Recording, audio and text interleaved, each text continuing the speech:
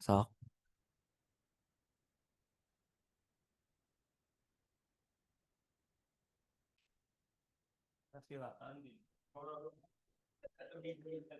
Eh, Assalamualaikum warahmatullahi wabarakatuh. Oke, pada kesempatan kali ini saya akan mempresentasikan penelitian saya eh, mencari jawaban atas keingintahuan saya selama beberapa bulan ini. Lanjut. Eh, eh. Kenapa saya memilih eh, Kenapa saya memilih untuk meneliti lampu lalu lintas? Karena pada awalnya saya ke Bandung untuk pertama kalinya saya itu eh, merasakan kemacetan lalu lintas yang sangat-sangat panjang dibanding Jakarta. Waktu itu saya heran, kenapa sih Bandung itu bisa jadi kota termacet, bahkan lebih macet daripada Jakarta. Secara padatan populasinya itu lebih padat di Jakarta, terus semua pemerintahannya terpusat di Jakarta dan lain-lain. Jadi itu adalah rasa ingin tahu pertama saya yang memicu itu. Saya menunggu dan saya sambil mengamati gitu. Ternyata Bandung ini sangat-sangat parah. Nah, selang beberapa tahun kemudian dari pertama kali saya mengalami macet yang parah di Bandung, tepatnya pada saat kenaikan kelas 9 awal-awal, saya tuh mulai bertanya-tanya kenapa eh, kondisi lampu lalu lintas ini sangat macet. Terus saya kaitkan dengan hobi saya. Apakah ada model matematika yang bisa merepresentasikan pola kepadatan yang ada di dalam lalu lintas ini? Kemudian saya mencari-cari jurnal dan terciptalah karya minat ini. Keingintahuan terbesar saya adalah bagaimana matematika itu dapat memodelkan kondisi lalu lintas pada jika mobilnya itu acak datangnya. Nah, dari situ karya minat ini lahir sebagai fondasi dasar untuk pengoptimalan sistem lampu lalu lintas di masa depan. Jadi oke, tujuannya saya keingintahuan saya itu tidak hanya menjawab apa yang saya pertanyakan sama ini. Saya juga ingin keingintahuan saya itu juga bisa membantu banyak orang. Oleh karena itu, saya menciptakan karya minat ini.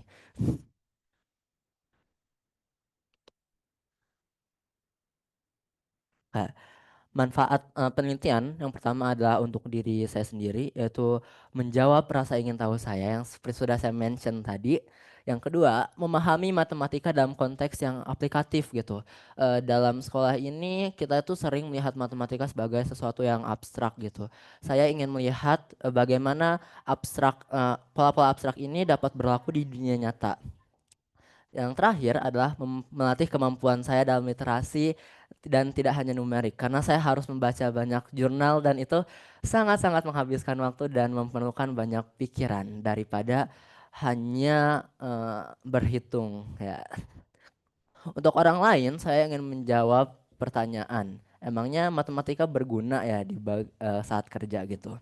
Ini adalah pertanyaan yang masih mengakar kuat di masyarakat kita bahwa kita itu sering melihat suatu ilmu sebagai independen. Dia itu tidak bergantung pada ilmu lainnya, tidak hanya matematika. Misalnya ketika kita bertanya, kenapa kita harus belajar politik? Toh kita juga masuk sains gitu. Atau kenapa kita harus belajar matematika? Toh saya juga masuk politik, tidak akan belajar sains gitu. Nah, lampu lalu lintas ini membuktikan bahwa adanya keterkaitan antara hubungan-hubungan ilmu-ilmu yang kita hadapi sehari-hari. Misalnya dalam lampu lalu lintas ini, kalau misalnya matematika itu tidak digunakan dengan baik, maka yang terjadi adalah kechaosan gitu. Nah, tetapi kan yang concern utamanya adalah pemerintah yang mengatur lampu lalu lintas itu. Lalu mengapa kita harus belajar matematika gitu? Nah, belajar matematika itu digunakan agar kita tidak selalu saja dibodohi oleh pemerintah. Kita bisa saja dengan belajar matematika, kita bisa menyampaikan aspirasi kita atau protes kita terhadap sistem yang buruk ini. Terus yang kedua adalah menambah wawasan baru bagi orang lain.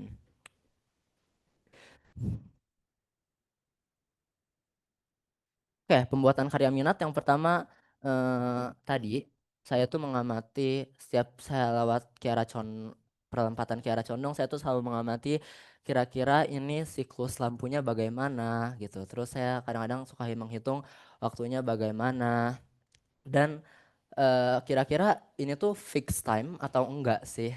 Nah, kemudian saya bertanya lebih jauh bagaimana matematika itu memodelkan semua itu. Eh, yang ketiga, saya mencari jawaban. Apakah pengamatan pengamatan saya itu sesuai dengan apa yang orang lain sudah amati sebelumnya, apa yang orang lain sudah amati secara betul-betul detail dan lama gitu kan. Yang terakhir adalah menulis. Saya menulis semua laporan, semua informasi yang saya terima dari jurnal-jurnal dalam bentuk artikel gitu. Dan yang kelima adalah membuat model lampu lintasnya. Bagaimanakah model lampu lalu lintas sederhana yang baik begitu. Nah, hasil penelitian, jadi di sini saya menggunakan tiga teori matematika utama. Yang pertama adalah teori graf, teori antrean, dan metode Webster. Oke, jadi secara sederhana kita mulai dari yang pertama dulu adalah teori graf. Teori graf ini itu menyatakan hubungan bagaimana eh, perilaku seharusnya antara mobil itu pada simpang-simpang lalu lintas. Dalam simpang lalu lintas,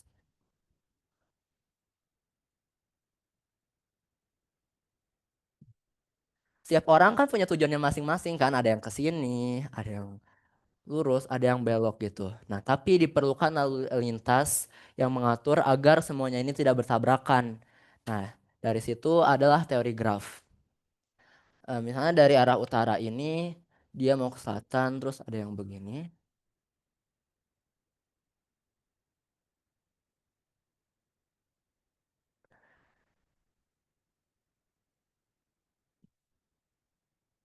Sekarang kira-kira mana arah yang bisa langsung jalan bersamaan tanpa ada konflik, tanpa ada bertemu atau tabrakan. Nah, betul sekali. Jadi kanan kiri ini tuh katakanlah ini A, B, C, D. Jadi kanan kiri ini tuh bisa saling berhubungan. Misalnya DB habis itu AC, C, A, BD. Karena kanan kiri ini itu tidak ada konflik, berarti dia itu grafnya itu atau titik-titik simpulnya ini itu tidak bisa saling terhubung. Eh, jadi dalam pewarnaan graf, suatu graf itu jika misalnya ada satu simpul yang warnanya itu hijau, agar bisa saling terhubung, simpul lainnya itu tidak boleh dengan warna yang sama. Nah, ini bisa saling terhubung. Dalam aplikasi lampu lalu lintas ini, artinya mereka itu tidak berjalan bersamaan atau yang konflik itu bisa saling terhubung. Jadi, kalau ini ke sini, terus ini ke sini kan ini kan bahkan eh, bertemu di satu sisi. Yang artinya perlu ada pembeda waktu agar mereka bisa berjalan. Entah yang ini berjalan dulu atau yang ini berjalan dulu. Nah, karena berbeda, itu warnanya pasti berbeda dan bisa saling terhubung. Singkatnya, teori graf ini tuh memetakan mana jalan-jalan yang saling terhubung yang bisa berjalan bersamaan dan mana jalan-jalan yang tidak bisa berjalan bersamaan dalam satu siklus lalu lintas. Terus ada model antrian, model MM1.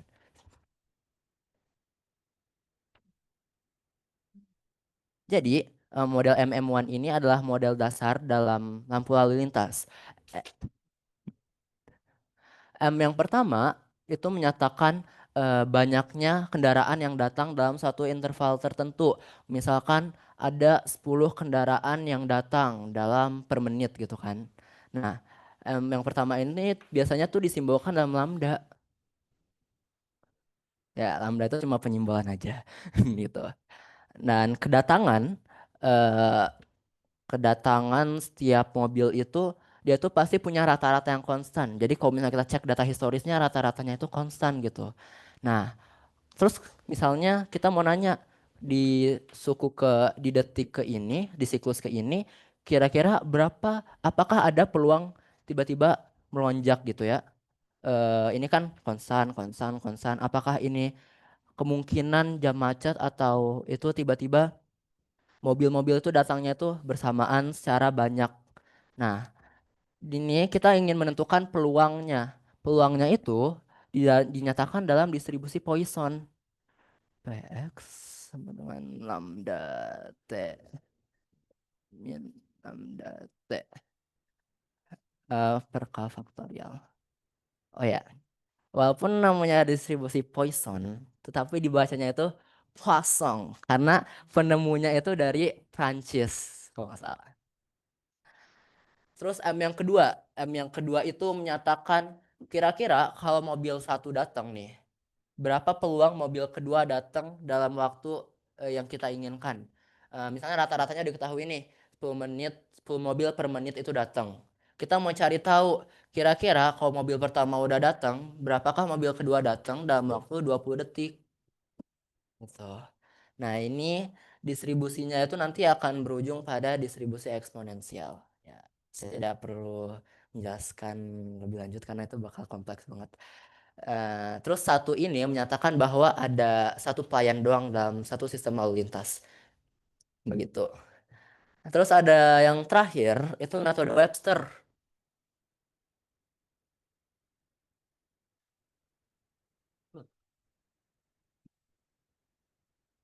Metode Webster ini dia itu menyatakan kira-kira kalau misalnya kita udah tahu nih berapa peluang mobil yang sebanyak ini datang segini gitu. Metode Webster itu menyatakan durasinya kira-kira kalau mobilnya sebanyak ini waktu yang diperlukan itu berapa. Nah, dalam metode Webster ada tiga acuan utama. Yang pertama itu adalah arus jenuh. Jadi arus jenuh ini menyatakan hasil maksimal teoritis. Kalau misalkan lampu hijau itu terus-terusan hijau selama 1 jam, kira-kira ada berapa mobil yang bisa lewat. Yang kedua ada kapasitas simpang.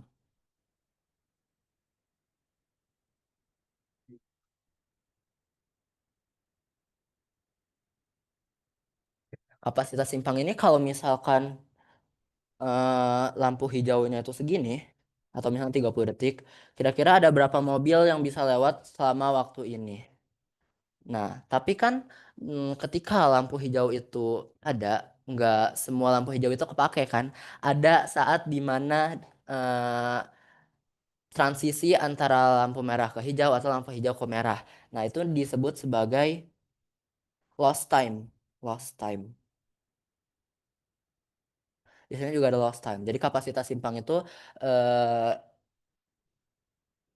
menyatakan banyak mobil yang benar-benar lewat tanpa ada hambatan. Jadi aktualnya di sini.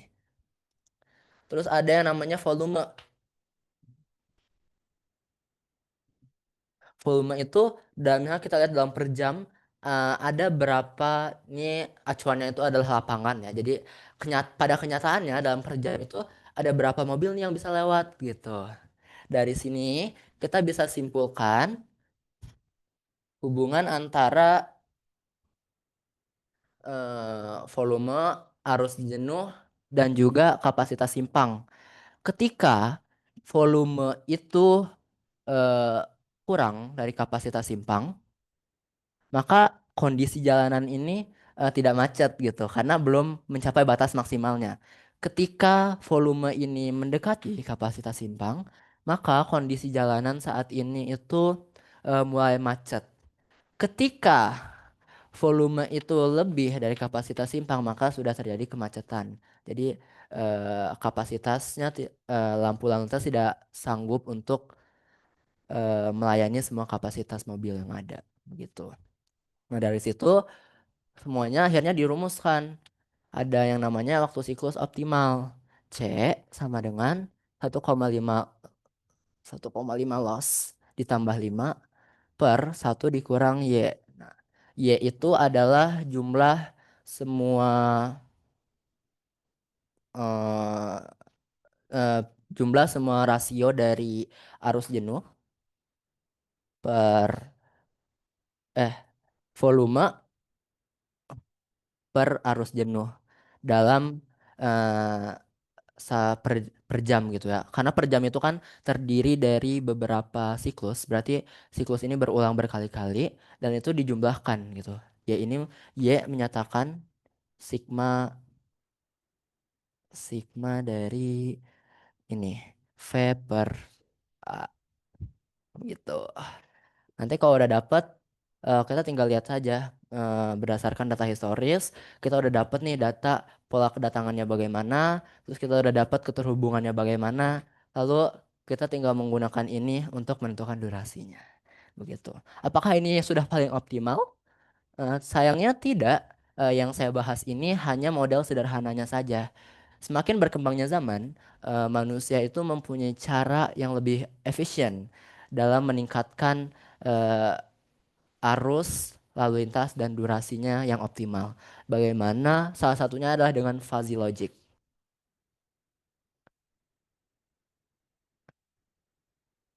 Fuzzy logic ini dia tuh benar-benar menaruh kamera dalam setiap simpang. Dia tuh ngelihat kemacetannya berapa, kalau mana prioritas yang paling macet gitu. Kalau misalnya kemacetannya lebih dari maksimalnya, ini pasti lebih diprioritaskan. Tapi saya tidak akan bahas fuzzy logic lebih lanjut karena ini melibatkan coding dan saya tidak berbakat dalam coding.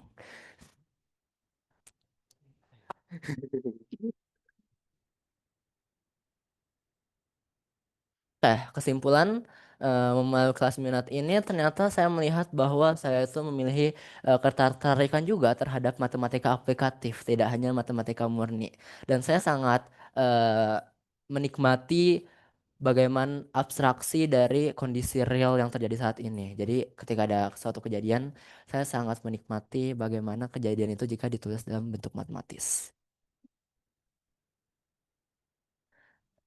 Kelemahan dan kekuatan. Kelemahan yang pertama saya ceroboh. Jadi ke subuh tadi saat saya mengedit-edit artikel, saya tidak sengaja memencet select bab 3 dan bab 4 terus kehapus dan tabnya sudah di close. Jadi saya tidak bisa mengundo tulisan saya dan saya harus mengulanginya lagi. Terus yang kedua adalah tidak konsisten. Jadi ini tuh masih apa ya? Masih menjadi penyakit yang sangat susah disembuhkan semenjak saya kelas 7. Jadi kadang-kadang saya tuh kalau lagi produktif-produktifnya bagus, sama kadang-kadang turun gitu. Produktif turun begitu. Terus ada manajemen waktu juga yang kurang. Dan yang terakhir adalah tidak fokus gitu. Jadi kalau misalnya saya ke distract sama sesuatu, saya tidak fokus dan akhirnya manajemen waktu saya berkurang. Kekuatan. Rasa ingin tahu saya makin berkembang semenjak kelas 7. Jadi saya makin sering mempertanyakan eh, abstraksi dari matematika itu sendiri, bagaimana kejadian nyatanya, dan dari mana suatu fenomena itu dapat dibentukkan dalam rumus. Analisis yang tajam. Jadi dalam mencari referensi jurnal, saya tuh cukup strict gitu ya. Jadi ketika saya mencari makalah itu setidaknya saya harus mencari dari top 3 PTN jadi agar kredibilitasnya itu terjamin.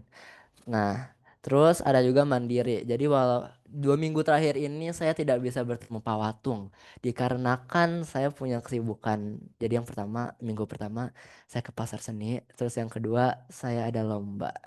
Jadi saya tidak bisa bertemu Pak Watung, tapi karena saya punya sifat mandiri, saya bisa melakukan itu semua. Tindak lanjut. Nah, kalau kita lihat sebenarnya masalah-masalah yang saya alami ini itu linear. Eh, Melalui manajemen waktu yang buruk, terus tidak konsisten dan tidak fokus itu adalah suatu permasalahan yang dapat diselesaikan dengan satu cara, yaitu dengan perencanaan dan eksekusi yang baik. Jadi jauh-jauh hari ketika saya mempunyai schedule, saya rencanakan dengan baik dan saya eksekusi dengan baik gitu. Dan saya menetapkan apa saja yang boleh dilakukan ketika tugas itu dikerjakan dan apa saja yang tidak. Oke, eh, jadi dengan berakhirnya kelas presentasi kelas minat saya akan menyampaikan satu quotes yang menurut saya itu tuh sangat bagus. Jadi quotes itu berbunyi, In mathematics, the art of asking question is more valuable than solving problems. Dari George Cantor. Jadi quotes ini bilang kalau kita itu punya rasa penasaran yang tinggi itu lebih utama dibanding kita hanya menerapkan eh, menerapkan solusi dari hal-hal yang sudah ada. Karena hal-hal yang sudah dibahas itu belum tentu adalah sesuatu yang terbaik. Kalau kita terus bertanya, kita akan mendapatkan sesuatu yang lebih baik daripada hal yang sudah dilakukan sebelumnya. Oke, mungkin sekian dari saya. Ada yang ingin dipertanyakan? Selanjutnya dari Assalamualaikum warahmatullahi wabarakatuh. Waalaikumsalam warahmatullahi wabarakatuh. Jadi kalau dari saya itu sebenarnya kan fokus kamu itu ada di matematika dan lalu lintasnya, penyelesaian masalahnya. Saya itu pernah nonton video di mana di situ tuh ada dua tali, satu, dua, dan tiga. Pokoknya tali itu kan kalau tali itu misalkan dipotong itu antara turun atau ya lepas talinya. Tapi kalau ada suatu namanya apa ya? Intinya kalau dari persamaan itu tuh kalau dipotong si talinya malah naik. Nah, itu tuh pernah akhirnya dibikin juga dalam model plastik tik apa 3D print gitu. Bendanya itu kalau ditarik itu malah narik lagi. Jadi ditarik itu malah balik lagi, malah narik sendiri lagi. Buat tolong Nah, digambarkan. Saya masih belum terbayang. dalam bentuk tali aja ya. Ini kan ada satu bidang, ini satu lagi, ini beban. Yang ini ada tali ngikat ke sini, terus di sini ada tali lagi, terus yang sini talinya dari sini ngikat ke sini. Nah, kalau talinya dipotong di sini, nah itu tuh malah naik. Nah, terus pernah juga dipraktekkan dalam bentuk lalu lintas. Di lalu lintas itu apa namanya? Suatu jalan di Inggris itu kan ada dua jalur, highway, highway lagi. Yang ini buat ke sini, yang ini buat ke sini. Nah, di sini tuh udah konstan pas mau macet mau enggak tuh waktunya 30 menit. Di sini juga sama. Nah, tapi karena kalau di sini tuh lebih cepat, orang-orang lewat sini. Tapi karena penumpukan akhirnya lebih macet, orang-orang bingung. Di sini juga lebih lama 30 menit. Tetap milih sini. Nah, pemerintah motong jalan ini akhirnya di sini lebih lancar. Nah, kira-kira kalau di Bandung potong jalan yang mana, Dil? Di Bandung ya. Berarti kalau ini tuh modelnya itu kan tiga simpang nggak? Nah, jadi kalau misalnya kalian ngelihat ada bulatan gini, itu biasanya disebut sebagai kanalisasi. Jadi ada sebenarnya dalam pengoptimalan bentuk lalu lintas itu ada dua yang sudah dilakukan oleh manusia. Yang pertama adalah bundaran, gitu kan? Ya. Terus ada juga kanalisasi. Nah, kalau kanalisasi itu kayak yang di Kiara Condong itu sebenarnya juga ada. Kalau misalnya kita mau belok kiri kan bisa langsung ya. Nah, sebenarnya ini tuh sangat efisien. Cuma kalau kata Bu Karina sendiri, efisien atau tidaknya suatu bentuk lampu lalu lintas itu juga ditentukan oleh bagaimana perilaku orang-orang tersebut gitu kan. Jadi orang-orang Indonesia itu suka tidak taat aturan kan. Jadi sebenarnya ini adalah bentuk rotasi. Kalau kita mau ke sini, kita bisa lewat sini, sini. Cuma orang Indonesia itu eh, tidak mau mengalah dan suka lawan arah yang berujung pada eh, masalah yang baru gitu. Nah, makanya di awal tadi saya bilang bahwa model ini adalah model sederhana. Sebenarnya dalam lampu lalu lintas itu banyak sekali yang bisa diperhitungkan. Apakah bagaimana kondisi orang-orang tersebut itu dihitung dengan peluangnya bagaimana. Terus apakah ada gangguan misalnya dari pejalan motor gitu. Ya, kesimpulannya mau seberapa pun optimal suatu lampu lalu lintas itu juga dipengaruhi oleh orang-orangnya itu gitu. Dan kalau misalnya Anda, kalau misalnya kamu tanya ke aku mana yang harus dipotong, aku belum bisa jawab sih. Baik, terjawab.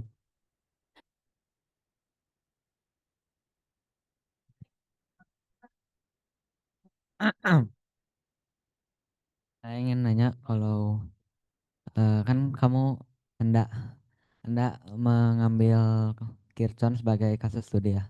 Nah, saya ingin nanya kalau ruas jalan di Kirchhoff tuh berapa meter gitu? Eh, untuk detailnya saya tidak terlalu memperhatikan spesifik ya bagaimana luasnya berapa atau bagaimana. Saya hanya menganalisis pola kedatangan, terus bagaimana itu durasinya dan juga metodenya itu bagaimana. Jadi untuk saya tidak detail itu. Eh, Satu lagi deh. Eh, Kalau di Kirchhoff kan memakai sistem lampu merah ya. Nah, Hmm. selain sistem lampu merah yang paling optimal menurutmu itu apa? Yang diterapkan di Kirchhoff gitu. Oke, untuk menguraikan kemacetan seperti tadi yang saya bilang, manusia itu udah punya upgradean nih antara bundaran dan kanalisasi. Nah, Kircon ini udah pakai kanalisasi, cuma waktunya itu masih kurang. Dan kalau pakai bendungan pun orang Indonesia juga belum tentu bisa taat kan. Terus saya pernah baca bagaimana jika di Kircon itu dibangun flyover. Sayangnya eh, itu tidak mungkin terjadi karena pembangunan flyover itu justru nantinya malah menghambat dan membuat masalah baru gitu. Jadi jalur yang dilewati oleh orang-orang dibangun, jadi orang-orang nggak punya jalur yang paling efisien. Jadi malah menambah masalah baru. Untuk metode yang paling optimal selain lampu lalu lintas, sepertinya selama yang saya baca metode yang paling optimal tidak ada. Jadi pemerintah memang harus memperbaiki sistem lampu lalu lintasnya itu. Karena kalau mau kita bikin sistem baru itu malah menambah masalah baru gitu. Boleh satu lagi. Boleh. Jadi adakah sistem yang jadi unit kendaraan itu tidak pernah berhenti gitu. Jadi selalu bergilir, ya selalu jalan gitu. Oh, tahu lancar gitu, nggak ada hambatan. Tidak pernah berhenti itu maksudnya kemacetan atau berhenti dalam konteks lampu lampu Ya, merah gitu. kayak lampu merah gitu. Seharusnya sih tidak ya. Kalau misalnya kita lihat,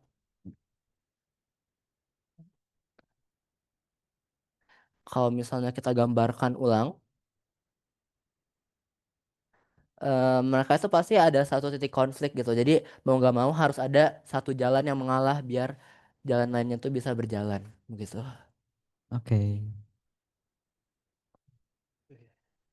Dah dari Bu tadi.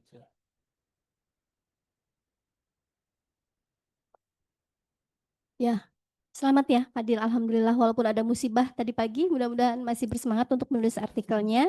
Karena penting sekali artikel ini bisa jadi apa namanya rangkaian portofolio untuk riset-riset ke depannya ya.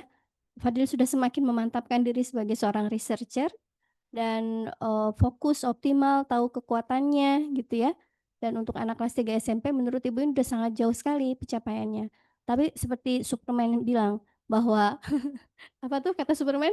Ketika ada power berarti juga ada responsibility ya. Gimana tuh bahasa Inggrisnya? Ya. Spider-Man. Ya. With great power comes great responsibility ya. Tapi jangan jadiin beban ya. Yang penting ketika semua berbasis pada keingintahuan, maka akan banyak keberkatan. Nah, masalah-masalah yang ada di sekitar tuh banyak ya, Fadil ya. Dan orang-orang yang punya daya abstraksi yang baik untuk membuat sebuah model itu akan sangat membantu banyak hal. Gitu. Jadi ibu bersyukur kepada Allah karena Fadil dibawa ke pemodelan. Pemodelan itu adalah bentuk tertinggi dari sebuah aplikasi matematika untuk menyelesaikan masalah-masalah yang ada di lingkungan gitu. Jadi keep asking questions, keep searching, keep reading gitu ya. Terus pelihara aja apa yang ada di sini. Kemudian tempel Pak Watung gitu. Jangan lepas, sayang ini. Beliau kan matematikawan dari ITB ya. Kalau memang Fadil mau ke sana, kemudian sekarang lagi ngambil S3 untuk apa? eh, apa namanya? Cyber internasional. Jadi dia aplikasi tuh ke cyber. Tapi itu dasarnya dari matematika, Dil. Gitu. Dia bikin kurikulum, tahu nggak Quran Kudusiah? Iya. Itu beliau yang bikin 3 hari 3 malam nggak tidur. Itu kan semua ada pemrograman di sana gitu. Jadi rasanya dia salah satu orang yang paling jenius sekarang ini di para Marta ini, Kudusia ini. Jadi menurut Ibu, kenapa Ibu pilih dia buat Fadil? Intinya adalah untuk memfasilitasi semua keingintahuan Fadil gitu. Jadi kalau bisa, kalau Fadil punya apapun pertanyaan, WA aja. Nanti kapan pasti ada waktu untuk ngobrol apa gitu. Ya, I think he's the right mentor for you. Ya, selamat ya Fadil ya. Iya. Makasih Pak Bismat. Silakan karena waktunya sudah habis. Langsung tutup. Mungkin sekian dari saya. Wassalamualaikum warahmatullahi wabarakatuh. Waalaikumsalam warahmatullahi wabarakatuh. Silakan sholat dulu ya. Well. Jadi sudah ya.